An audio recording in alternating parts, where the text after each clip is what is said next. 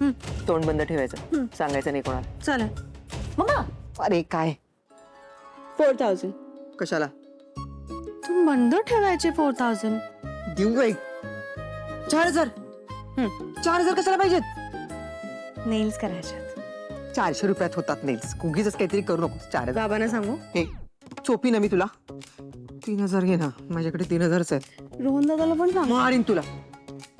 खूप होतात 3000. हं म्हणते.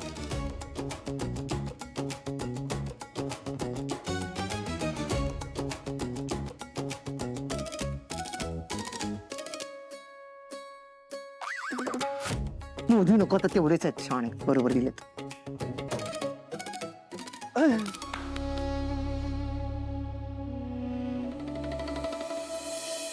काय झालं नक्की? काय केलं या मुलाने?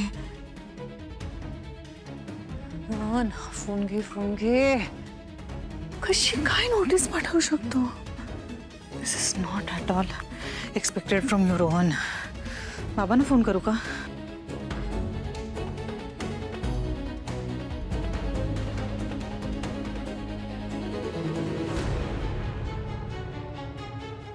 एक मिनिट मी फोन ट्राय करते आता रोहनला, त्याच्याशी बोलून बघते.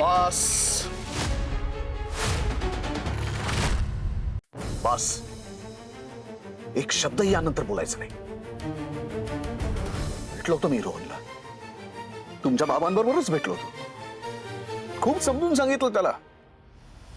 म्हटलं रोहन, आदिराला भेट, बोल तिच्याशी. काय मतभेद असतील, काय भांडण असतील ते मिटवून टाक बाबा.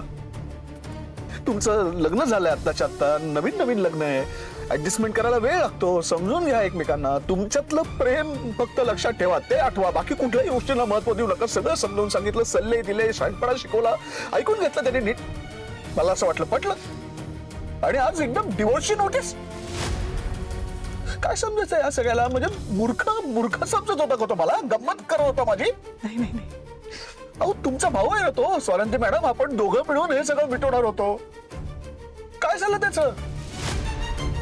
सगळ्या गोष्टींचा सारासार विचार करणारा आणि सगळ्यात महत्वाचं म्हणजे फॅमिलीला धरून ठेवणारा मुलगा वाटला होता मला रोहन. मग त्या फॅमिलीत अधिरा येत नाही? येते. कोणाला विचारून घेतला हा निर्णय त्यांनी? एवढा मोठा निर्णय घेताना आपण कोणाशी तरी बोलावं, कोणाला तरी विचारावं असं वाटलं नाही? नोटीस पाठवली म्हणजे हीच गोष्ट त्याच्या डोक्यात होती का? म्हणजे मनापासून त्यांनी हे सगळं केलं. काय समजायचं काय आम्ही? स्वानंदी मॅडम सांगा ना. आदिराचं काय घेऊन बसलाय? मला स्वतःला खूप धक्का बसलाय. काही चुकलं नाही आदिराचं. बरोबरच आहे ती. कोणाची हीच अवस्था होईल.